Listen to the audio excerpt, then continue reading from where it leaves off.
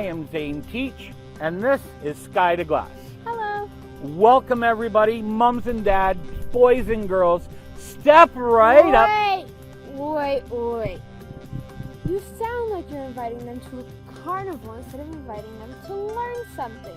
You need to invite them in a way where they want to know what we're all about. Oh, and I think you believe you could do better? Well, I believe that I can.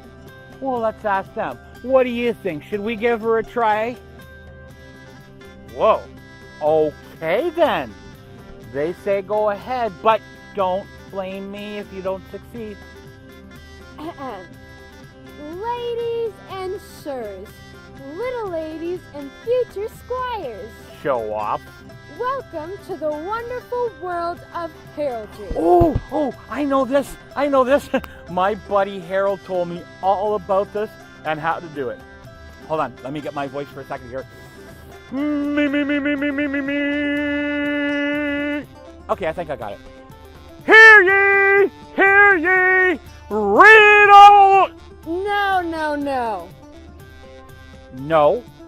That is heralding, not heraldry. Oh, so you mean that Harold was doing heralding and not heraldry? Exactly. Heralding is announcing something you want people to know. Heraldry is a system of designing and understanding coat of arms. Zane, I believe you have a few samples beside you. Oh, okay, let me have a look. You mean these things that look like shields? Yes, those will do. I'm going to tell you about some of the different parts. Okay, so you mean like the shield and the color and the animals and the banner? Exactly. Every coat of arms is unique and tells a story, like the color. But for us, on the lower end of the wealth scale, Oh, you mean like peasants? well, yes, we would have very limited colors to choose from. Why is that? Well, this is because the coloring for the paint was super hard to make and very expensive. So you mean colors like red and blue and green didn't come that way? No, Oh, so the people that had this coat of arms would be in the same class as us? yes, they chose the color red. Well, what did the colors mean? Every coat of arms was unique and tells a story. The color represented wealth.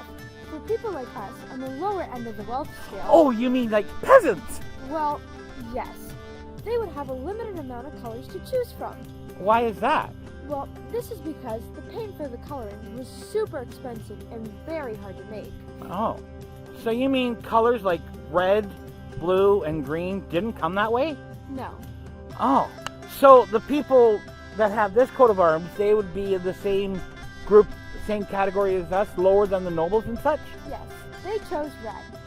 Well, what did the colors mean? Well, red represented warriors, blue represented loyalty, and green represented hope and joy. Oh, well, even though purple is my favorite color, I would have to choose green because it represents somebody really important. Can any of you out there tell me who I'm thinking about?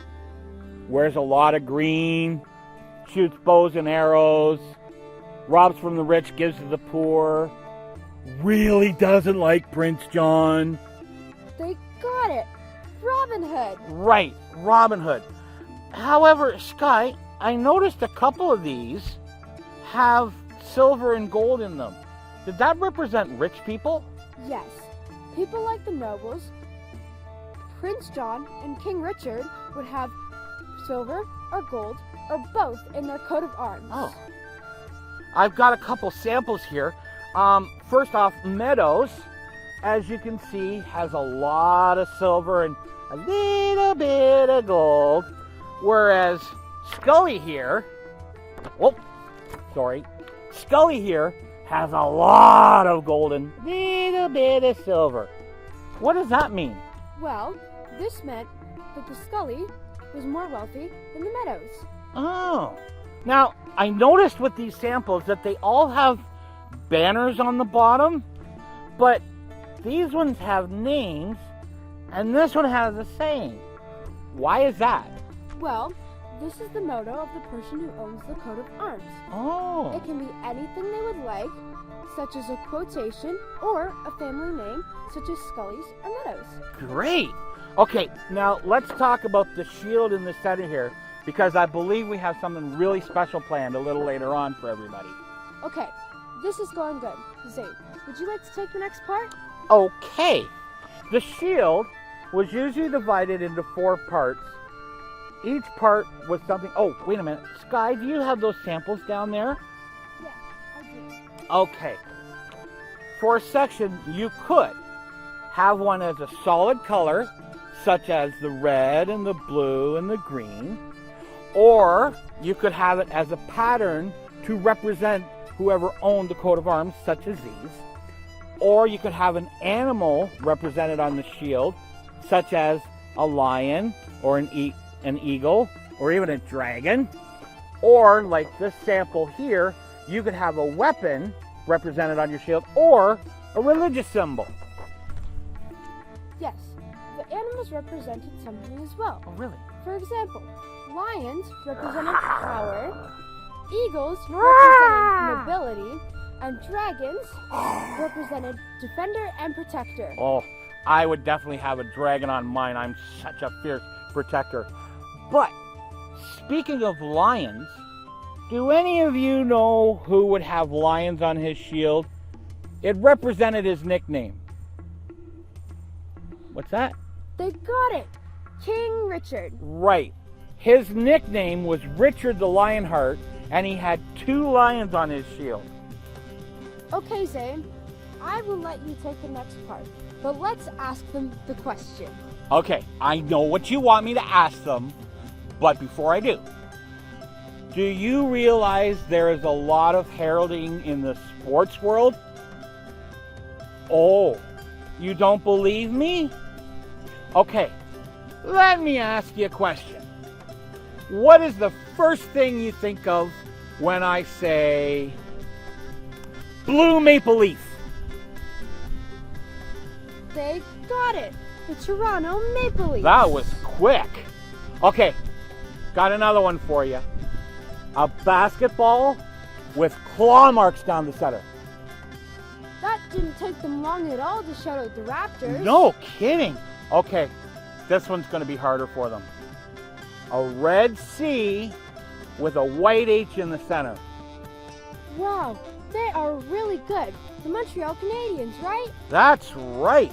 See, that just goes to show there's a lot of heraldry in the sporting world. Wait, let me try. I have one that I think they'll never guess. Really? A great, big, yellow M. You're serious? Yes, That's your question? absolutely. Even that future squire in the front row said McDonald's. I bet you he really likes their fries and nuggets. Zane, I believe you said you had something special planned for these little ladies and future squires. Ha ha. Okay, everybody, please take out a pen or pencil and a piece of paper. All you mums and dads, ladies and sirs, you can help out as well. So what we're going to do is we're going to make our own shields. So, start off, draw a line, a straight line across the top. Well, hopefully yours is a little straighter than mine. If you really want to, you can use a ruler. Now that's one thing I've always wondered about. Why do they call them rulers when they don't rule over anything? I have no idea. I don't either. It's always puzzled me. Anyway, next we draw a line down each side, like so. And now to finish off your shield, there are a few samples for finishing off with the bottom. You can do it on the inside, on the outside, or thicker like this one, or even fancy like a squiggle like this one. Once you have your shield done, have you got your shield ready there, Sky? Yes. All right, once you have your shield done, we need to divide it into 4 sections.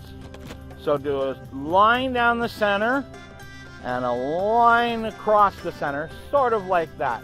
So you have your 4 sections. Like this? Exactly.